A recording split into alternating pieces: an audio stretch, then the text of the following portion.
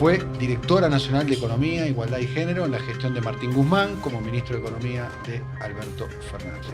La doctora María de las Mercedes D'Alessandro. No era kirchnerista, digamos. Alberto Fernández me hizo ultracuca. Yo creo que hoy es Cristina la líder de la oposición. A todos los protagonistas de la interna me refiero. Ninguno de ellos le atraviesa la crisis como le está atravesando a la gente. Hay 1 millón de pibes que se van a dormir sin morfar y eso quiere decir que los padres también. Va a haber una concentración de la riqueza en pocas manos tremenda. ¿Qué vamos a hacer? ¿Nos vamos a pelear con los empresarios? ¿Vamos a seguir tirándoles plata para sus negocios? ¿Qué vamos a hacer con los recursos naturales? ¿Vamos a dejar que se lleven todo? Y esas cosas hay que definir. Me recibí con un cartel que decía fuera la Rúa Caballo, fuera el FMI. Argentina tiene 22 acuerdos con el fondo, pasó 48 años bajo acuerdos con el fondo. Somos el caso más icónico de que el Fondo Monetario Internacional no funciona. La motosierra es un símbolo internacional. Esta nueva forma de trabajar que tienen las derechas, la tecnología del siglo XXI, las redes sociales, los algoritmos, tienen un aparato de creación de fake news, de noticias, que va a conmover a la opinión pública. Esta es la unidad básica. Esta es la unidad básica. Esta es la unidad básica.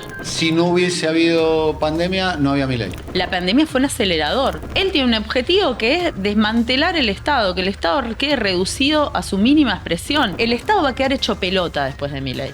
¿Qué vamos a hacer con el Estado? Yo no sé si alguien se animó a tanto en algún momento.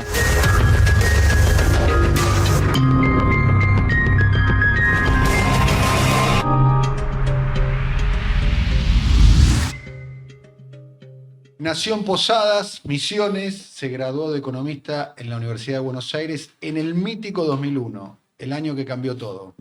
En esa época agitada que marcó la caída de la convertibilidad en Argentina, militó en agrupaciones estudiantiles junto a una generación que hoy ocupa cargos gravitantes.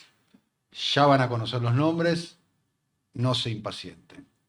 Luego viajó al exterior, donde completó su formación profesional en los Estados Unidos, donde vivió desde el año 2013 al año 2020. Desde el año 2015 hasta el año 19 coordinó el espacio de divulgación económica, economía feminista, transformándose en una referencia del feminismo en la Argentina. Fue directora nacional de Economía, Igualdad y Género en la gestión de Martín Guzmán como ministro de Economía de Alberto Fernández. Tiene 2 libros publicados: Economía feminista, cómo construir una sociedad igualitaria sin perder el glamour, publicado en el año 2016, y Motosierra y confusión, cómo recuperar la economía para salir de la crisis, que está presentando aquí con nosotros.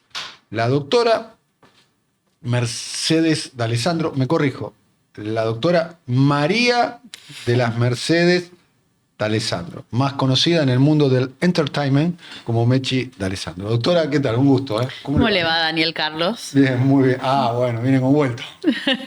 Nos vamos a tratar así, con nombre completo. María de las Mercedes. María de las Mercedes. Como mi madre y mi abuela.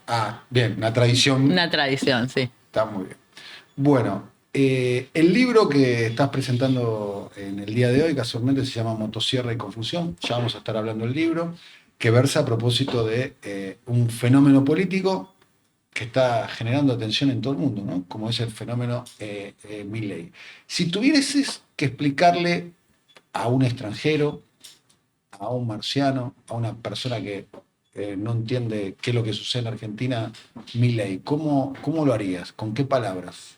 Bueno, la tapa del libro lo dice, Motosierra y confusión. Creo que la motosierra es un símbolo internacional. Él la lleva, o sea, en sus fotos, cuando hace sus presentaciones a nivel internacional, cuando, no sé, en España, cuando estuvo con Vox, a lo largo de sus viajes, estos que hace para recibir premios raros de los austríacos, que viene con un diplomita y no sé qué, eso es una imagen que lleva y de la que habla mucho. Y la motosierra yo creo que se entiende bastante en el sentido de que la mayor parte de los países del mundo que han pasado por procesos neoliberales, de ajustes, de recorte, de destrucción del Estado, pueden entender esa analogía que él usa. Y entonces creo que es algo que se puede entender fácilmente. Es un tipo que viene a decir que el Estado es un órgano que obstruye las libertades individuales, que es algo que molesta a la economía, que le hace ruido y que entonces hay que eliminar o restringir, y que además también en la Argentina él lo empieza a asociar en algo que en toda Latinoamérica crece, que es la idea de que las élites gobernantes son corruptas, usan el dinero público para sus chanchullos, hacen fiestas privadas, etcétera, que hay una casta, ¿no? La casta, vos te acordarás, es una palabra que usaban Podemos en su momento para hablar de la banca, nada que ver, ¿no?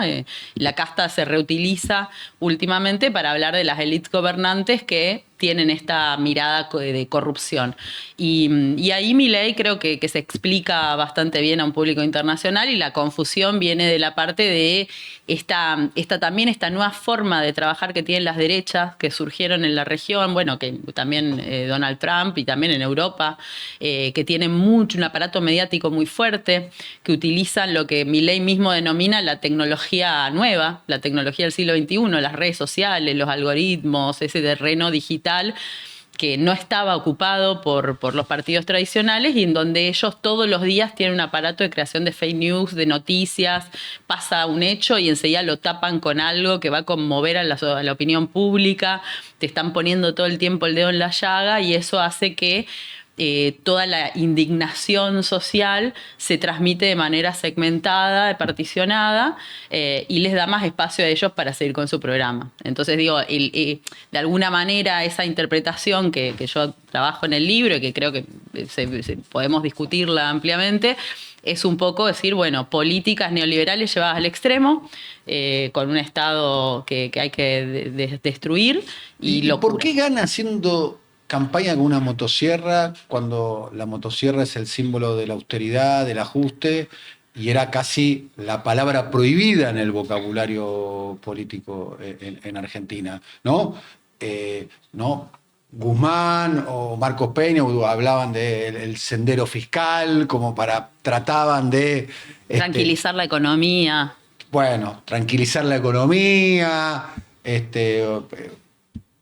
ecualizar la economía, utilizar metáforas, y sin embargo Milei logra una mayoría de carácter electoral promocionando el ajuste, haciendo campaña con el ajuste, y además gobierna haciendo el ajuste. Sí, vos estuviste en el acto de asunción de Milei en la plaza, cuando lo hace frente al público, no al Congreso, y era loquísimo, la gente, él decía no hay plata y aplaudía, decía ajuste y la gente aplaudía, lo vitoreaba. Ahí hay una novedad. Ahí hay una novedad, de hecho era una palabra prohibida, cualquier, no sé, Massa cuando iba a dar una entrevista, jamás aparecía la palabra ajuste en un zócalo al lado de su nombre, ni en un titular de un diario, por lo menos yo no me acuerdo haber leído, como que había un cuidado especial de esa lectura. Bueno, ahí representa una novedad, Milei, digamos. Ahí representa una novedad, pero yo creo, pero ellos mismos la venían anticipando. Vos entrevistaste varias veces a Diego Giacomini, viste que Milei tiene un libro con Diego Giacomini, Libertad, Libertad, Libertad, y en la primera página ellos dicen, si hoy nosotros somos gobierno, el sistema político nos escupe en 6 meses, porque Argentina tiene ideas colectivistas y nosotros con las ideas de la libertad tenemos que dar una larga batalla cultural que nos va a llevar 20 años. Eso dicen en la primera página. Hablan en contra del Estado, etcétera. Vale decir que vos leíste todos los libros escritos por Milei. No todos, pero leí una gran parte. Sí. Y leíste gran parte de los teóricos libertarios que formaron a Milei. O sea, vos de alguna manera te ocupaste en investigar la biblioteca que terminó formando Sí, los Milei. autores que él cita no los estudié por Milei, sino porque yo daba clase de epistemología de la economía en la facultad, que después lo podemos charlar, pero ahí daba esos autores. Pero lo que te decía es que ellos en la primera página dicen eso. Y ellos hablan de que, bueno, el Estado, esto que decimos, ¿no? Que es el obstáculo, que es lo que te quiebra la libertad, que además la justicia social es injusta, que el Estado está ahí para sacarle... Pero la pregunta es cómo hizo para convencer a mayorías de eso. Bueno, ahí es donde yo digo que lo que le pasa a Milei y lo que nos pasa a todos en el medio de esos 20 años que decían él y Giacomini que les iba a llevar, es la pandemia. La pandemia acelerador. La pandemia fue un acelerador, porque el Estado creció. El Estado creció en todas sus funciones. Fue un estado de vigilancia. Nosotros creo que ya nos olvidamos por momentos, ¿no? Pero en cierto momento de la pandemia tenías que ver el número de tu DNI, si podías salir o no. Tenías horario para ir a hacer las compras. No podía, ¿te acordás de los líos con los runners? Que no los dejaban salir a correr, que se manifestaban en contra. Todas las cosas de las antivacunas, las fiestas clandestinas. Digo, había todo un montón de gente que no creía que había que hacer las medidas que quería el Estado, una cuarentena bastante larga, y el Estado con una fuerza muy grande. Déjame ponerte en abogado del diablo. Sí. La pandemia es algo global y no necesariamente todas las salidas fueron por ultraderecha. Mirá, no. No sé, México, Brasil, España. No fueron todas por derecha, pero sí fueron todas, no todas, pero el 70% de las elecciones que hubo de 2015, de 2018, perdón, incluso hasta principios de este año, no cuento la de México, por ejemplo, la última de Sheinbaum, pero las últimas elecciones el 70% ganaron los no oficialistas. Es decir, la gente votó el contrario. El contrario puede ser un Boric en Chile, que es una renovación generacional. Puede ser Petro, que es una figura que tiene un carisma de izquierda. O puede ser, Bolsonaro pierde frente a Lula, pierde Trump frente a Biden. Nosotros decimos, gana Milei al tiempo que está perdiendo Trump y está perdiendo Bolsonaro, pero ¿por qué pierden ellos y gana Milei? ¿Vos creés que si no hubiese habido pandemia, no había Milei? Yo creo que la pandemia fue un acelerador de un proceso que hubiese sido más difícil que caminar hacia ese lugar, porque fíjate que la gente fue a votar a un tipo, Milei tiene un libro también, Pandenomics, que después hace una película con Oria, su cineasta, y la película es todo en la oscuridad, transcurre como si fuera en un sótano, en donde en todo ese sótano entra Lilia Lemoine, que vos la entrevistaste, con un catsuit negro, y le da un maletín a Milei donde está su traje del Capitán ANCAP, y le dice: Milei, el Banco Central está haciendo de las suyas de nuevo. El Banco Central está haciendo de las suyas de nuevo. Creo que es hora de cerrar de una buena vez.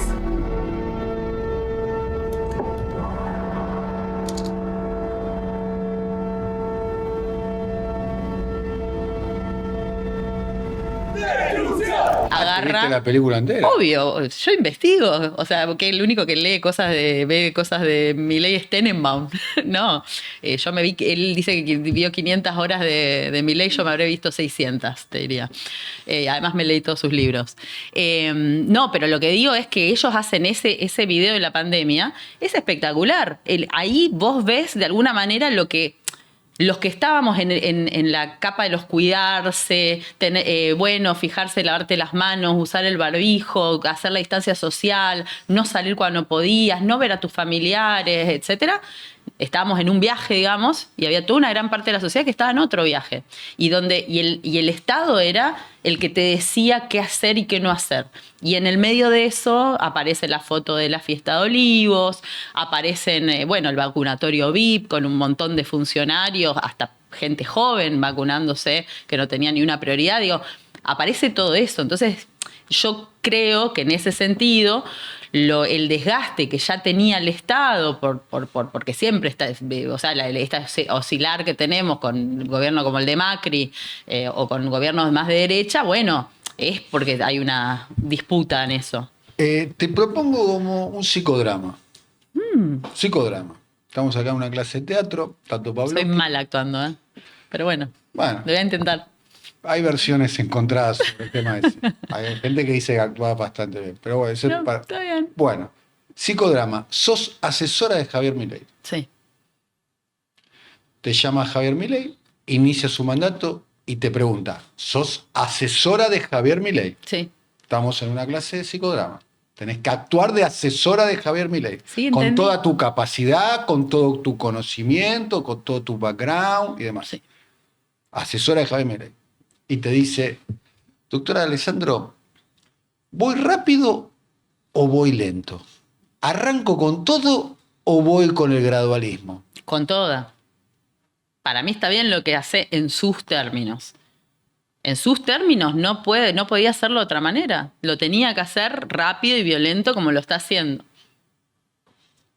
Argumente frente al presidente Javier Milei. Me imagino no lo va a tutear el presidente. Sí, le voy a decir Javo. Voy a decirle: Javo, mira, te traje un mango loco, Javo, charlemos. Bien. Estás Javo, lento. metele, o sea, le decís: Javo. Estás lento, Javo, mirá. Y es más, le diría que la FIP que cerró estos días debería haberlo cerrado antes también. ¿Por qué? Y porque si estamos hablando de que nosotros antes de cortar un impuesto nos cortamos el brazo, ¿por qué vamos a sostener esta agencia? Deberíamos haber dado esa señal mucho antes, con todo lo que fue de las iras y con toda la corruptela que hubo ahí, deberíamos haber avanzado antes con la FIP. Estuviste lento, Javier, ¿qué pasó? Bien, entonces vos el camino de él de hacer un ajuste rápido, veloz, como no hay antecedentes en la historia reciente de la Argentina, no hay un antecedente de un ajuste tan veloz, tan profundo y tan eficaz, hay que decir. Sí, eficaz en los términos De Milei. Por eso estamos haciendo el psicodrama de Milei, ¿no? Sí. En esos términos es muy eficaz lo que él está haciendo porque está logrando los objetivos que se propuso. Él tiene un objetivo que es desmantelar el Estado, que el Estado quede reducido a su mínima expresión. Lo que él está haciendo, yo no sé si alguien se animó a tanto en algún momento. Bueno, ellos se van ¿Qué, a por gloriar de ejemplo, eso. nadie se animó a tanto? Me interesa este punto. Frenar la obra pública, el 86% de la obra pública. Nadie lo hizo. Yo me acuerdo que Macri en su momento frenó la obra pública, pero empezó con esto de lo público-privado, ¿no? Empezó a ser bueno. Y tampoco frenó el 86%. No frenó a ese nivel, la frenó. Pero la lógica indicaría que si vos frenás la obra pública, Son casi 3 puntos de PBI. se te vienen encima como leones hambrientos los gobernadores, diciendo, si yo no hago obra pública, no junto votos. Si no junto votos, no puedo tener un dispositivo Pero de poder. los gobernadores, vos viste, yo me acordaba antes de venir para acá que la última vez que estuve en este estudio con vos acá en esta mesa fue el día que nos enteramos que ganaba Javier Milei. Yo no estaba, ¿eh? Vos estabas, No, estaba ahí Ina, no. Yo estaba estoy como- Ina, nuestra amiga No, de Rusia. Yo estoy como Ramón Díaz en la Bombonera. Estábamos acá en Pero a este mí me mismo pareció- canal y nos estábamos Ahí no la enterando vi, en ahí no la vi, vivo ahí no que la vi. ganaba Javier Milei, ¿no? En vivo nos estábamos enterando en ese momento, que fue bastante choqueante, y vimos el mapa pintado de color violeta de la Argentina. O sea, todo el mapa. Entonces vos me decís, los gobernadores buscan los votos. ¿Dónde están los votos hoy? Ayer, estos días salieron fotos de Milei con los gobernadores. Tiene un montón de gobernadores peronistas que le están poniendo los votos. Yo recuerdo en octubre del 2023, previo a las elecciones, ir a Misiones, que soy de ahí, y estar hablando con señoras de la política, así, que trabajan, decían, estos no tienen una sola unidad básica, no sé cómo hacen para sacar Te tantos puedo votos dar un acá. dato que seguramente lo tenés presente, Sí. pero quizás se te Sí. olvida en tu razonamiento. Ahora vamos a chequear cuánto sacó Misiones. Misiones es una Le fue provincia. re bien. Le fue muy bien, creo que sacó 65% de los Sí. votos y más. Sí.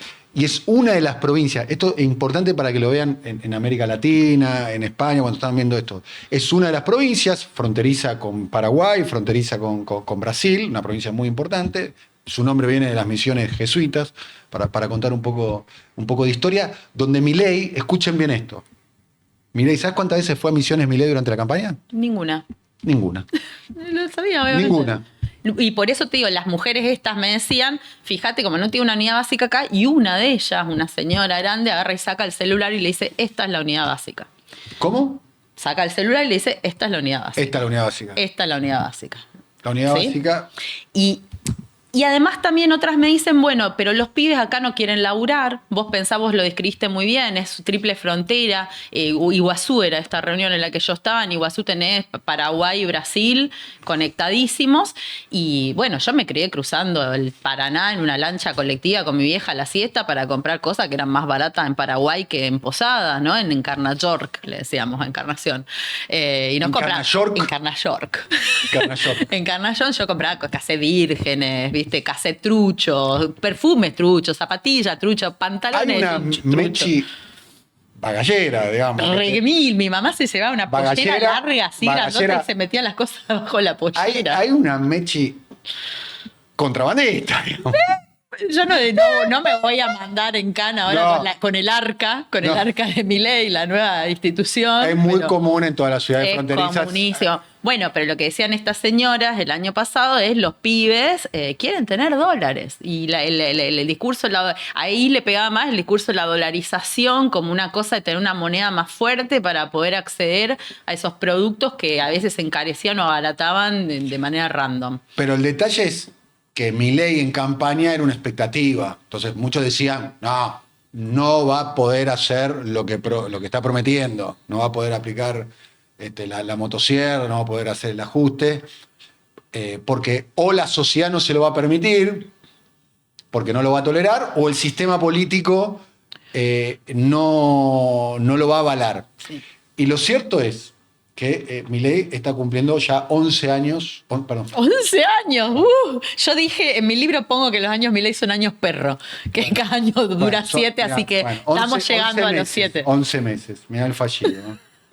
El fallido que acabo de contar. Dios no te oiga. 11 meses de gobierno y la calle, ¿no? El nivel de conflictividad hoy Muy en la bajo. calle es mucho más bajo que el que había en la última etapa del gobierno de Massa. Sí, de hecho, él hizo una referencia estos días, dijo deben estar gordos de tanto comer pochoclo, en alusión a un video que había subido Pepe Albistur en la playa diciendo estoy comiendo pochoclo esperando a ver cuándo cae, ¿no? Estaba comiendo pochoclo y decía que a Milei lo llaman Semana Santa. Eso, pues no sé si va a caer en marzo o en abril. No se sabe si cae en marzo o cae en abril, viste que la Semana Santa cae. Explicamos Bueno, los chistes, viste. Sí, explicamos todo porque la gente no Explicamos los entiende, chistes. ¿viste? No, Vota no. Milei después, no entiende nada. Claro.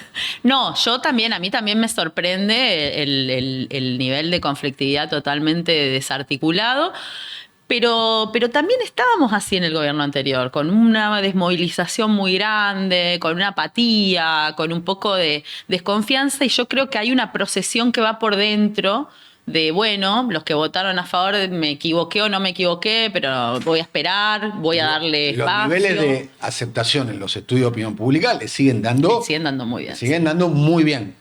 Viene bajando, Sí. hay que decir, viene bajando, pero viene bajando de 55. Sí. Y Y yo creo que ahí también hay mucha culpa de la oposición. Hoy la oposición, tenés una oposición dialoguista y que lo apoya y que va y lo acompaña en sus proyectos. Tenés una oposición, pero que tampoco, que solamente reacciona por la negativa, pero que es difícil que traiga propuestas y cosas a la mesa que vos digas, es por acá, quiero ir en este camino. Obviamente, no sé, Cristina se puso a jugar, pero en los últimos 2 meses, no es que viene desde el principio. Después tenés a Moreno para repartir. si tenés que explicarle a alguien que no sepa quién es el líder o la líder de la oposición en la Argentina, decís quién. Yo creo que hoy es Cristina la líder de la oposición, pero de un pedacito de la oposición. Yo diría que la oposición hoy está bastante desarmada y que tiene algunos cabecillas. No sé, Macri también juega. Hoy, por ahora, está Macri jugando es con aliado. él. Claro, hoy está jugando con él, pero viste cómo son las cosas, ahí van y vienen. Pichetto en un momento le vota a favor, en otro le hace un poema mientras da su discurso en el Congreso.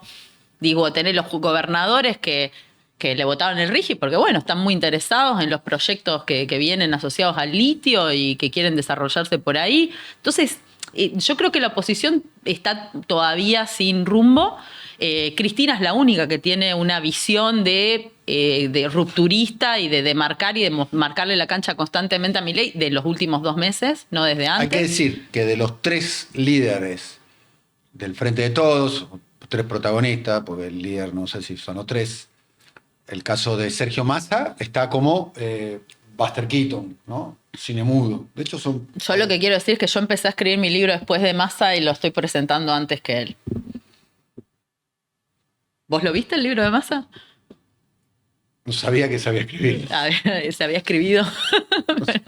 Me acabo de enterar recién. No, bueno, Sé lo iba a que- presentar en marzo, después lo iba a presentar un día en Cierra la Ventana, y bueno, fueron pasando cosas, después pasó todo lo de Alberto Fernández con Fabiola, ese caso de violencia de género muy fuerte, y bueno, pero lo que quiero decir, Massa fue a las 3 apariciones públicas tuvo desde la campaña, sin hablar. una fue acompañando a Malena en Duro de Domar, y 2 fueron en las marchas universitarias acompañando a la hija. Sí, pero hasta ahora no se ha manifestado públicamente. Y cosa que a mí me llama la atención porque además él tiene personas que han continuado en el gobierno que eran de su equipo. Está Matt Kur, que es nuestra... O sea, nosotros Pero tenemos... tenía un cargo menor, Matkur. Matt Kur era su jefe de asesores. Es el jefe de gabinete del ministro de Economía mientras estaba Massa. ¿Cómo Sí. se llama? Es Matt Kur. Matkur. Leandro. Leo lo dice Milei muy cariñosamente Ah. en El Camino del Libertario porque Oh. trabajaron juntos con O sea, el Eurexia. jefe de gabinete de Massa trabaja hoy con Javier Milei. Hoy es nuestro representante en la silla del Fondo Monetario Internacional, que eso a mí me llama la atención, porque a ver, si hay un organismo con el que Argentina tiene una relación importante que va a dirimir el futuro de nuestro país, o por lo menos en los próximos años o en las próximas décadas, diría yo. ¿Y qué explicación es el Fondo encontrás Monetario Internacional? a que Yo no sé, vos sos el que sabe política. Yo solamente leí que en El Camino del Libertario Milei habla muy cariñosamente de Madcour, que trabajaron juntos en la época que él trabajaba en los Medio América con Eunequian. Y después me acordé, Madcour me suena, y dije, claro, estaba con Massa, qué loco, ahora está en la silla del FMI. Marcos Labaña también está en el INDEC. Digo que también es del riñón son políticas de Estado, Mechi. Mucha gente reclama que haya políticas Bueno, continuidades. por eso cuando vos me decís qué pasa con la oposición también era Daniel Scioli, con Fe y con Esperanza la libertad avanza. La oposición, Scioli es el homónimo del que fue el candidato de... Sí, no sé qué parentesco tendrán, Tengo pero parentesco. por ahí le gustan las estatuas de cera, colecciona, algo así. Creo que tenía una de Pimpinela, de hecho. Una estatua de cera de Pimpinela. Pero no sé si será este o el otro. Que uno infiere que deben ser muy parecidos a los Pimpinela. No sé. Porque son las estatuas de cera de los Pimpinela. A mí las estatuas de cera me dan un poco de impresión. Sí. No, pero lo que quiero decir es que cuando vos le preguntás a una persona que no es alguno de nosotros que vivimos enchufados a esta matrix de sobreinformación y fake news, ¿quién es la oposición? Y yo creo que debe estar medio perdida también. ¿Dónde quedó Massa? ¿Dónde quedó Scioli? ¿Qué pasó con Alberto Fernández? Alberto está callado defendiéndose de las graves acusaciones en su contra, ¿no? Sí. Más allá de eso, bueno, también está el gobierno. Sí, de hecho yo me acuerdo que Cenital, que es un streaming, que bueno, era un medio que abrió un streaming, inauguró su canal con una entrevista en profundidad a Alberto Fernández, que después de eso estuvo pululando en algunos canales y bueno, después vino la denuncia de Fabiola. Yo me imagino que él quería de alguna manera reconstruir o formar parte de una oposición al gobierno de Milei. Me acuerdo que publicaba en Twitter, bueno, mientras vos perdés empleo yo gané tanto, mientras vos hiciste esto yo hice lo otro, ¿no? Estaba en un recorrido de reivindicar su gobierno. Exacto, ¿no? Estaba en eso hasta que pasó esto. Pero lo que quiero decir es, hoy vos le preguntás a alguien quién es oposición. Y Pichetto no es oposición. Macri dijimos no es oposición. Massa no sabemos dónde está. Claro. Scioli que quedó del lado de Milei. Entonces la única oposición, cuando vos me preguntás, yo la única oposición que veo es Cristina. No veo otra oposición. Bien, quiero preguntarte por el año 2001. Hermoso año. ¿Sí? No, fue un año difícil. ¿Tenías cuántos años vos? Yo tenía 23 años 23 en el 2001. años. Y te estabas graduando de economista. Me recibí de hecho el 19 de diciembre del 2001 con Jorge Schwarzer, que en paz descanse, en materia de economía, de estructura económica y social de Argentina, un profesor espectacular, de esos que te vuelan la cabeza, y terminé de rendir a la mañana y ya nos fuimos todos a la Plaza de Mayo y estuvimos ahí 2 días en la Plaza de Mayo. O sea, te recibiste de economista el día que fue probablemente... Sí. La fecha parteaguas de la historia y reciente de hecho, Argentina. el 20 de diciembre era nuestra fiesta de egresados y se había dictaminado estado de sitio y mucha gente no fue, pero bueno, nosotros no íbamos a dejar de festejar y de la Plaza de Mayo nos fuimos a nuestra fiesta de egresados en donde bailamos en medio de carteles que decían fuera de la Rúa Cavallo, fuera el FMI. Bien, un momento de mucha ebullición política y universitaria. Sí, de hecho, sí, éramos todos mucha gente militante que hoy está en espacios importantes del gobierno. Yo en ese momento vivía con una amiga y compartíamos la habitación, porque ella estaba estudiando en la UADE, también de Misiones, yo estudiaba en la UBA, ninguna de las dos nos alcanzaba para pagar el alquiler, compartíamos una habitación en un departamento, yo me acuerdo que iba caminando a la facultad para no gastar en pasaje, estaba a 20 cuadras, pero viste, en otro momento me tomaba un bondi o un subte y ahí iba caminando y no era yo, éramos un montón. Me acuerdo María, una de mis amigas, siempre se comía un maní shot y una Coca-Cola y a mí no me alcanzaba ni para comprarme un agua mineral, ¿no? O sea, a casa llegábamos contando que comí los fideos y eso no era algo que me pasaba a mí, era algo que le pasaba a mucha gente. 50% de pobreza, 27% de desempleo. Fue una crisis muy, muy fuerte. Similar en algún punto, yo creo que esta la está destronando en las crisis más grandes que tuvo nuestro país en este siglo. Pequeño detalle, que esa crisis provocó un estallido y en este caso esta crisis está por lo menos estamos viendo un nivel de conflictividad bajo. Sí, Ahí en hay ese una novedad. momento igual yo pensaba, ¿no? En ese momento, por ejemplo, no existían políticas sociales que hoy son una red de contención en algunos sectores. Por ejemplo, la asignación universal por hijo y la tarjeta alimentar no existían en Y esa la época. cobertura previsional. No existía la cobertura previsional, no existían los programas de empleo. Había alguna experiencia de un plan trabajar que había en los Todas 90. políticas públicas desplegadas por El kirchnerismo. todas. Todas. Todas. O sea, Pero digo, ¿te acordás del Jefas y Jefes? Fue fin de Dualde, principio de eso lo Néstor. empieza a implementar Chiche Dualde en el Por gobierno eso. de su marido, Eduardo Dualde. Pero digo, todas esas hoy las tenemos activas. El potenciar trabajo quedó congelado. La UH la aumentaron, es lo único que aumentó este gobierno. La previsional está ahí a 300 pesos la línea de pobreza, pero está. Entonces, lo que digo es que también había una ausencia mucho más grande del Estado y de la Ese contención. estallido fue posible porque no había un nivel de cobertura social que existe hoy. Y ¿no? estaba el movimiento piquetero, yo me acuerdo... Era más plebeyo, ¿no? Me acuerdo yendo a Misiones en Bondi, tipo 24 horas el viaje más, creo que en general son 12 horas el Bondi, me tardó casi un día porque está lleno de piquetes toda la ruta para ir a Navidad a pasar con mi flia, ¿viste? Y viajando encima sin Morphy. Te paraban en esos paradores horribles en el medio del camino, en fin. Bueno, Mechi, se viene el carpetazo. Vamos a hacer carpetazo, yo me preparé para esto. Se viene el carpetazo. Acá estamos viendo, te vemos de espaldas. Muy flaquita estaba en esa época. No se habla del cuerpo de los Pero otros. yo estoy hablando de mi cuerpo. ¿Puedo? Bueno, Vos tenés no, razón. yo sí. Bueno, Esa foto, primero contexto, estas fotos son de mi álbum, de muchas. Yo siempre tuve cámara digital, siempre fui muy fan de sacar fotos y tengo un archivo muy contaron. grande. Estas son algunas que no son tan polémicas. Después tengo... ahí está el archivo Ay, prohibido. ese archivo prohibido, digo, yo tengo la fantasía de algún día, dentro de 20 años, hacer una gran exposición en donde ya no pueda perjudicar a nadie.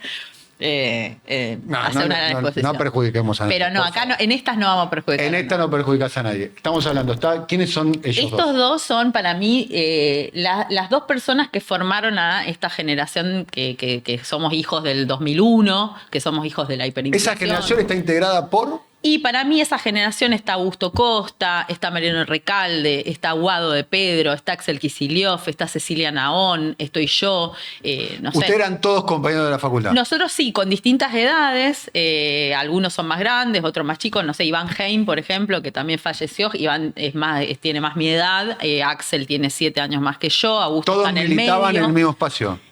No, había distintos espacios, era la época de las organizaciones, las agrupaciones independientes, entonces NBI, que era la de Guado y Mariano Recalde, NBI es Derecho. Necesidades Básicas Insatisfechas, que era una agrupación, llamémoslo, de izquierda independiente, Sí, en Derecho. en ponele. Derecho. Ahí estaba Mariano Recalde. Ahí estaban Mariano y Con Guado, sí. Y Pitu, ¿Vos lo que conocés a ahora Guado de trabaja. esa época? Sí, yo los conozco a ellos de esa época.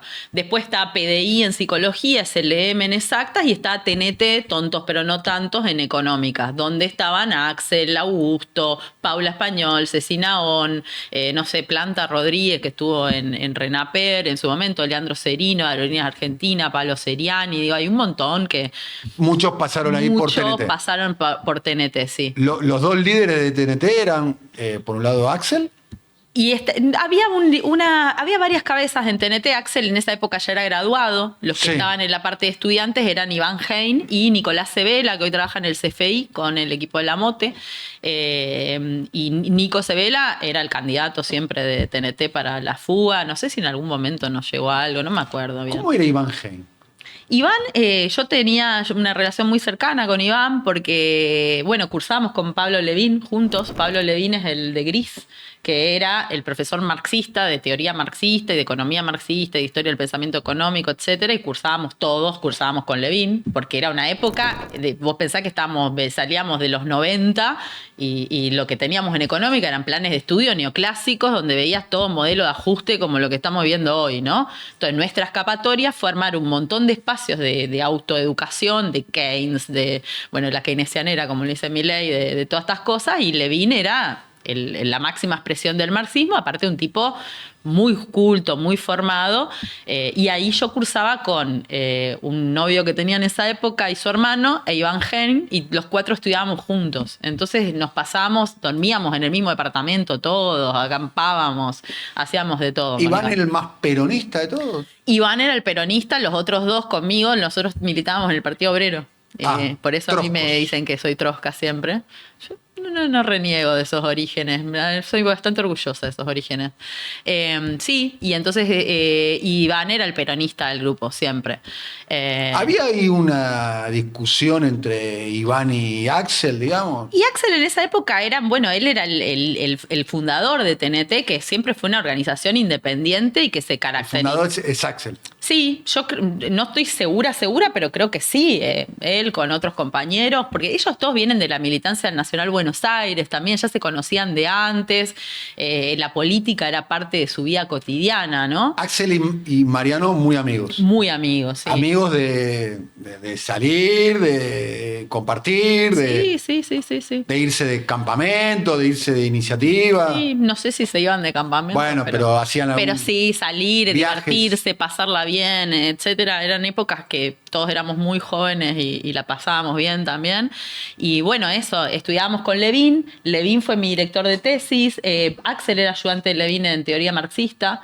Yo lo conocí ahí, fui alumna de él en de teoría ahí marxista. que le adjudican el pasado marxista Sí, a Axel. pero lo tiene. Y para mí eso, digo, ¿por qué estaría mal que alguien tenga un pasado enseñando economía marxista? Digo, es parte de la cultura y de la formación de una conciencia. Y para mí, de hecho, si mi ley reivindica a los austríacos, ¿por qué nosotros nos tendríamos que preocupar? Porque estudiamos en profundidad la obra de Marx, que es una de las obras más importantes en la economía moderna.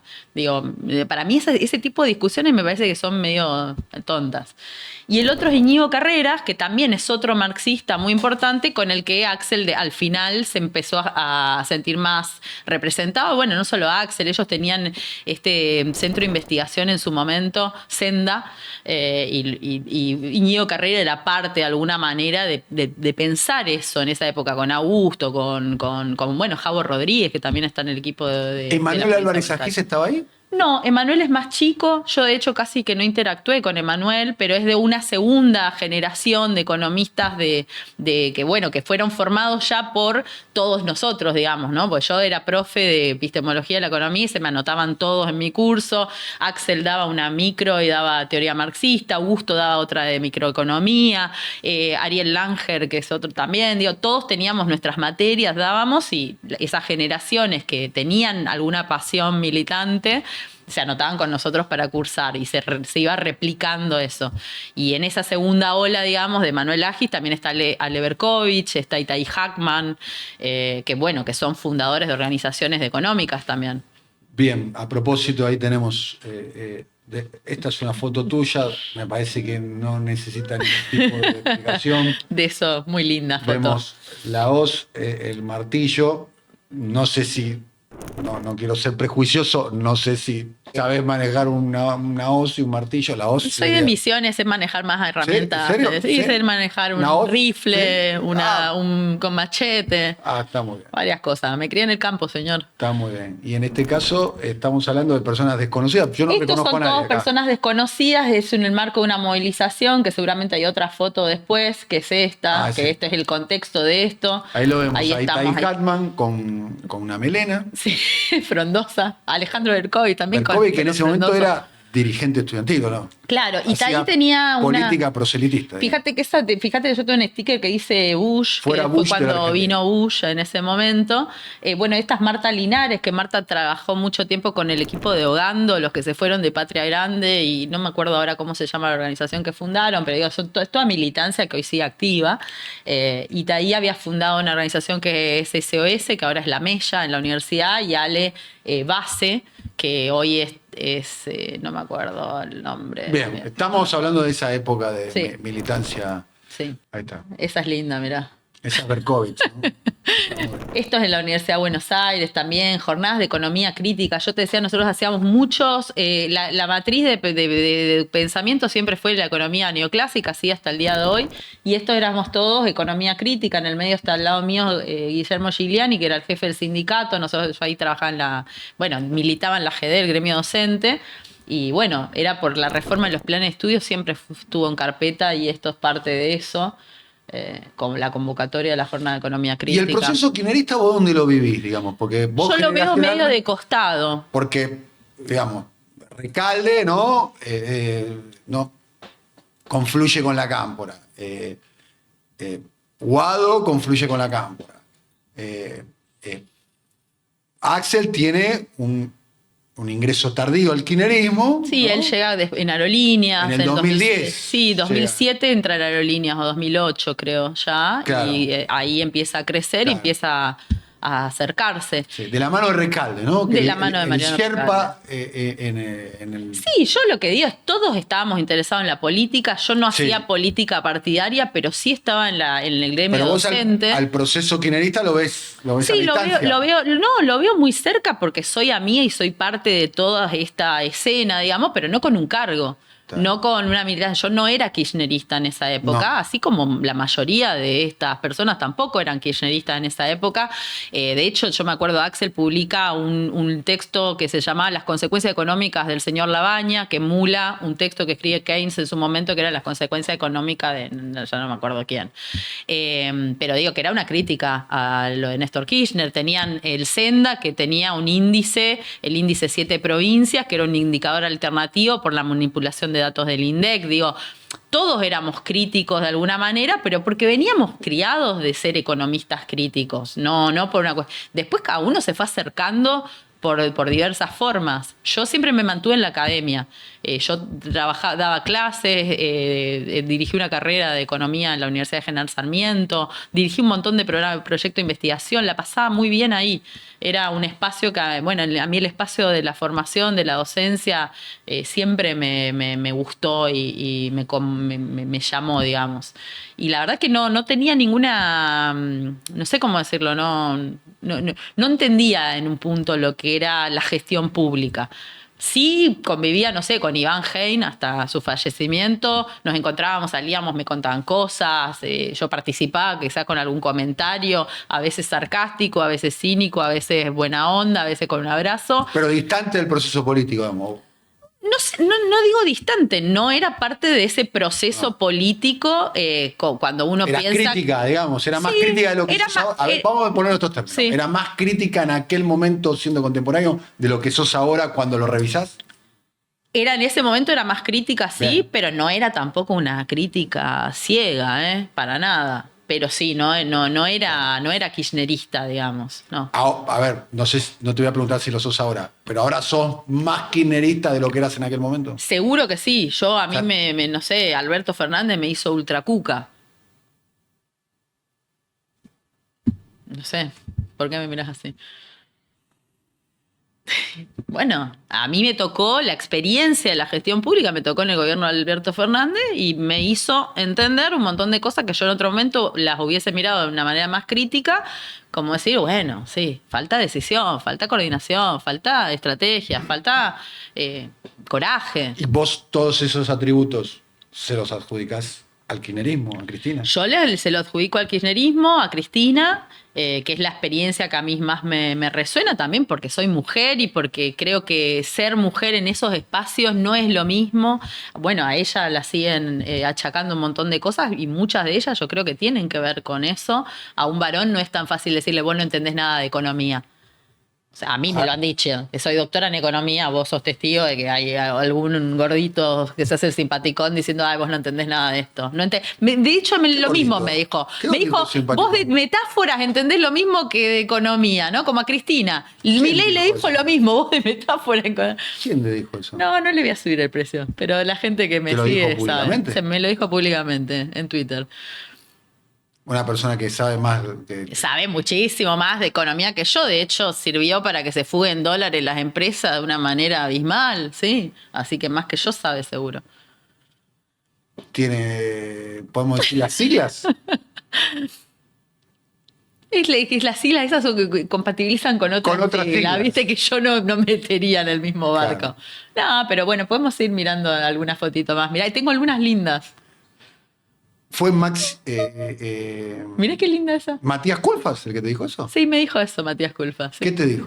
Me dijo que yo, porque fue una vez que el Cuervo Larroque había salido a hablar algo en contra de Cristina, ni idea, y él dijo, mandan a los sicarios y no sé cuánto. Y yo le dije, ya estamos, viste, hartos del debate y encima usás la palabra sicario, con la carga que tiene, con Cristina, que fue amenazada con una pistola en la cabeza, ¿no? Y entonces me dijo, vos de metáfora entendés menos de economía. Yo la metáfora la entendí y justamente le está diciendo es una mala metáfora. Es lo mismo que Cristina le dijo a Milei, esto de ponerme el clavo del cajón conmigo adentro, ¿no? ¿Cómo era el gobierno de Alberto Fernández por dentro? Era un gobierno muy... Yo no tuve experiencia previa en gobierno, claro. Sinceramente, así que no sé cómo fue. ¿A vos te llaman para colaborar, Guzmán? A mí me llaman varios. Yo defino irme al Ministerio de Economía porque soy economista y porque era lo que yo quería hacer. Yo quería abrir una oficina de economía feminista dentro del Ministerio de Economía, no en el Ministerio de las Mujeres, no en turismo, no en cultura, en el Ministerio de Economía. Entonces defino irme con Guzmán al Ministerio de Economía. Pero la forma de organización de los ministerios, loteada, que unos por acá, otros por allá. El otro día veía una entrevista, no sé ni quién, ya no me acuerdo, que decían, bueno, pero Cristina y Alberto no se sentaron a hablar de qué van a hacer con el FMI, de qué van a hacer con las tarifas. Bueno, eso se veía que no mucho. Y yo te digo sinceramente, creo que en la pandemia fue la mejor parte del gobierno, curiosamente y muy entre comillas, ¿no? En términos de la gestión lo estoy diciendo, porque la urgencia y la necesidad que puso la pandemia sobre la mesa ordenó la situación e hizo que todos se tengan que sentar y todos tengan que dejar al margen su diferencia. ¿Vos hubieses negociado de otra manera con el fondo? Yo hablé bastante con el fondo, a mí me tocó, fui parte de las reuniones, tuve un montón de debates internos con el equipo económico y con el Fondo Monetario, y la verdad que creo que se demoró mucho. Que ¿Vos hubieses firmado ese acuerdo? Yo no, y de hecho renuncié, cuando se firmó renuncié. O sea, no renuncié antes porque me pidieron que no renuncie, porque ya había renunciado Máximo Kirchner a su banca en enero. Yo quería renunciar ya antes de que se firmara, pero dijeron, bueno, ahora hay que cuidar esto, no se puede hacer olas en el mar, no sé qué, no sé cuánto. Y yo no voy a ser la que haga algún ruidito y que después caerme con todo el fardo de cualquier cosa. Pero firmó y renuncié. En disconformidad por el acuerdo con el fondo. Eso fue uno de los motivos, ¿sí? Uno de los motivos. Sí, uno de los motivos, el más importante para mí. O sea, yo te dije, me recibí con un cartel que decía fuera la Rúa Caballo, fuera el FMI. Entonces, te digo más, uno de los días que me tocó sentarme en una negociación con los funcionarios del Fondo Monetario, salí y transpiraba, me sentía re mal, no sé qué, y pensé que era una reacción física a estar hablando con esta gente. A mí me provocaba eso. No, tenía COVID, que me enteré en ese momento. Pero bueno, pero lo que quiero decir es sí, y yo creo que que yo respeto a los compañeros que formaron parte de los equipos, pero creo que Guzmán tenía una visión siempre fue muy institucionalista, ¿no? Como, bueno, acá hay ciertas normas, hay ciertas cosas, hay que hacer así, hay que hacer acá. De hecho, yo tenía un debate muy fuerte sobre la narrativa del fondo.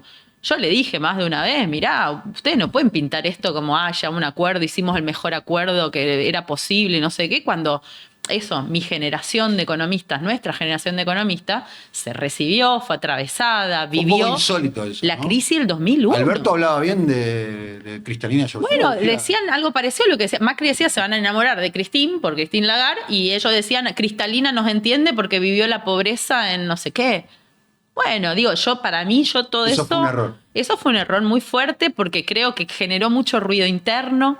De hecho se terminó rompiendo el bloque en diputado, no estoy diciendo nada nuevo, ¿no? Pero además también creo que... No se rompió el bloque, pero la caída se votó distinto. Unos se abstuvieron, otros se sentaron, otros votaron en contra, otros a favor. El acuerdo sale con el apoyo del macrismo. Sí. Y lo cierto es que generó una gran confusión, porque en el 2023, cuando se hacían estas encuestas de opinión pública en la calle, le preguntabas a alguien quién trajo al fondo y decían Alberto.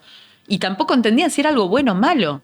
¿no? Creo Claro. que cómo se planteó, que de hecho Massa después lo da vuelta, pues Massa por lo menos dice, no, me obligaron a devaluar. Claro. Yo no sé si es cierto o no, no importa, pero por lo menos se pone como una víctima de la maldad del fondo. Que nosotros, Argentina tiene 22 acuerdos con el fondo, pasó 48 años bajo acuerdos con el fondo. Creo que somos el caso más icónico de que el Fondo Monetario Internacional no funciona, no mejora las economías, no las resuelve. Y para mí, la estrategia que había que seguir, no sé, la lleva adelante, por ejemplo, Andrés Arauz, que fue candidato en Ecuador, vos lo debés conocer bastante bien. La campaña de él, pues la seguiste.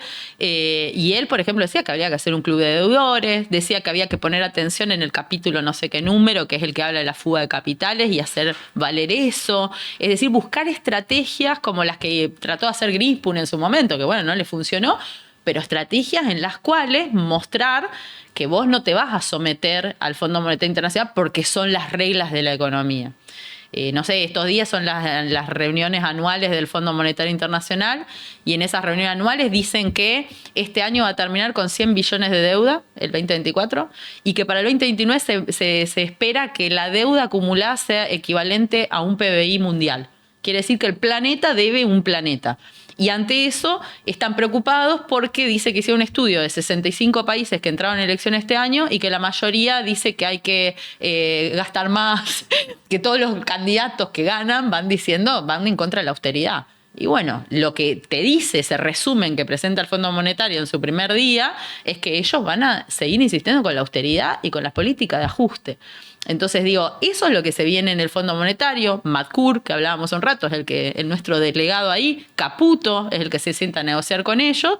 Pero lo cierto es que desde la oposición tampoco se construyó una narrativa, un relato, un escudo protector frente a eso. Bien, estaban las fotos recién, volvamos a las fotos donde está un DJ. Ahí te veo. ¿Sos vos?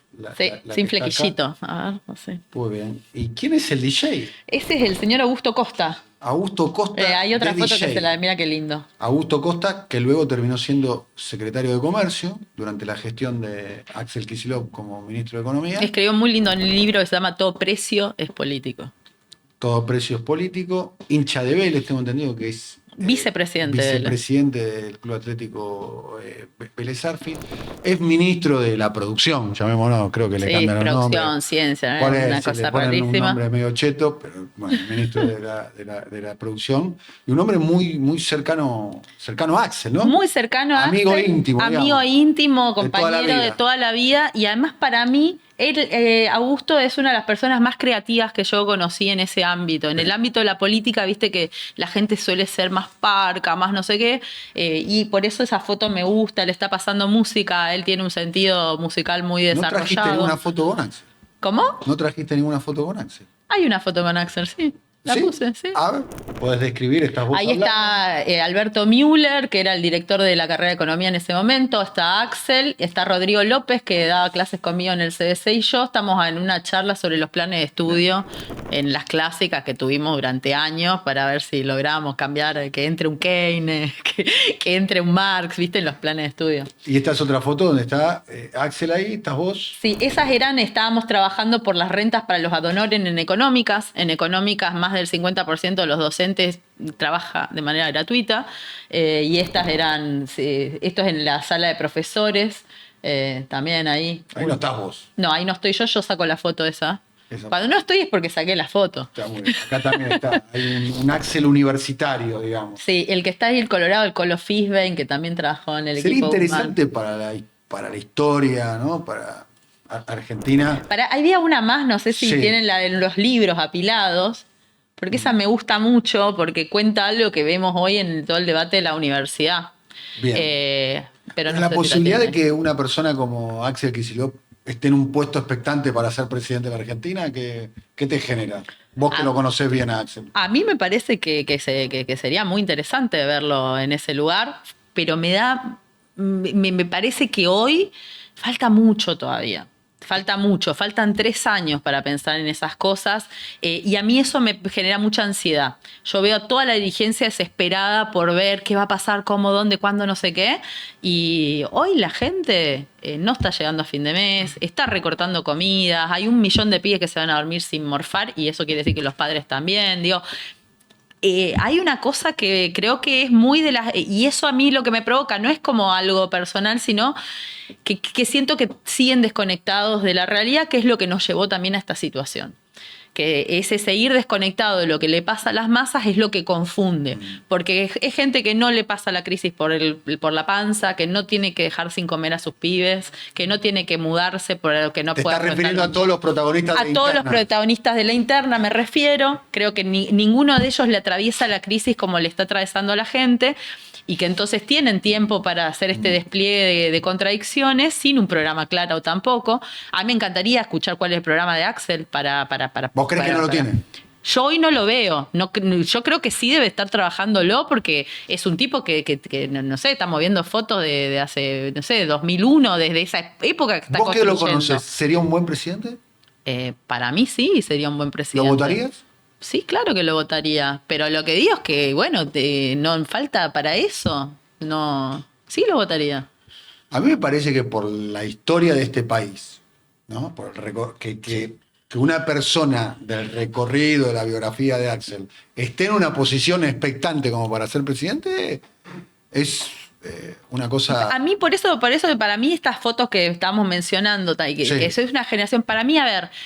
hay una generación de economistas. ¿Sería tu generación? Es mi generación. Somos una generación de economistas, para no cruzarme de línea en otras profesiones, una generación de militancia, y no hay tantas personas, bien, ¿no? Hay como... Entonces digo, no es que si estos no son, hay otros en el banco de suplentes y hay otro banco de suplentes y hay otro... Bueno, hay ¿no? otros dirigentes de la generación de Axel que pueden llegar a ser presidentes.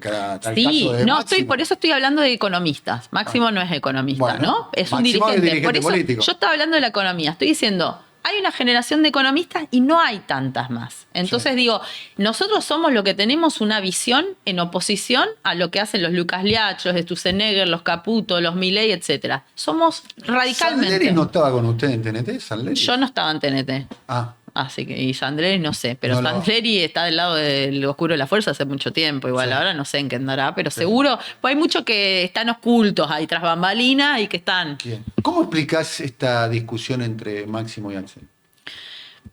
Yo la verdad que no los conozco tanto en el presente a los dos como para saber qué es lo que están debatiendo. Lo que sí creo es que... a ver, cuando TNT se presenta a elecciones frente a la Franja Morada en el 2001, la consigna de TNT es vamos a gestionar mejor que la Franja Morada, ¿no? Eso era lo que ellos presentaban como una propuesta. No era queremos transformar el centro de estudiantes, queremos que haya más horarios para los que vienen temprano a la mañana porque trabajan, queremos más beca de estudio, queremos que...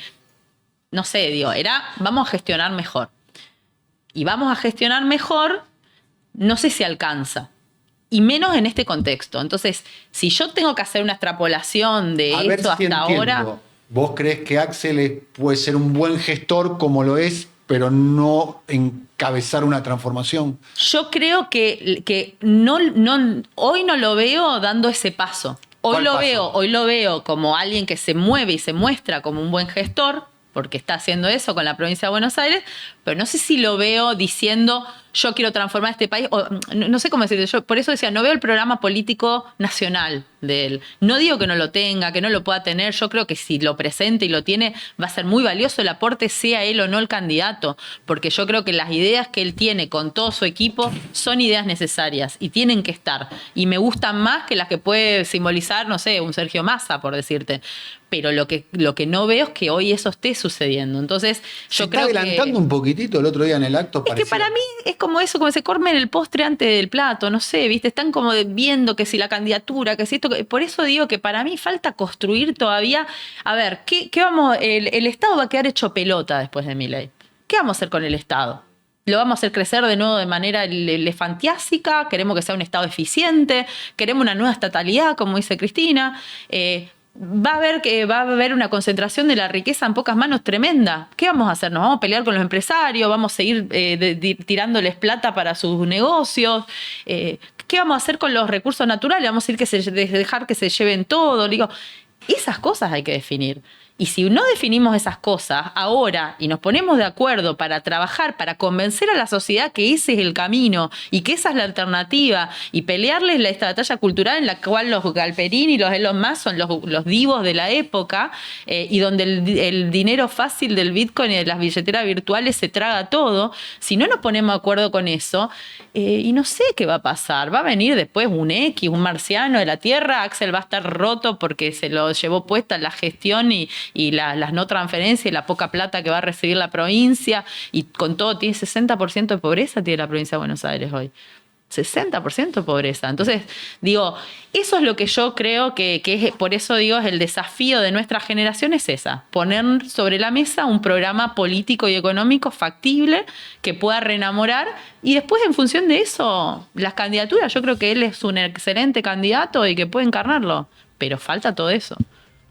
Motosierra y Confusión, el libro a partir de esta semana va a estar en las librerías, editado por Sudamericana, ¿no? Editado por Sudamericana. Doctora Alessandra, muchísimas gracias. No, gracias a ustedes.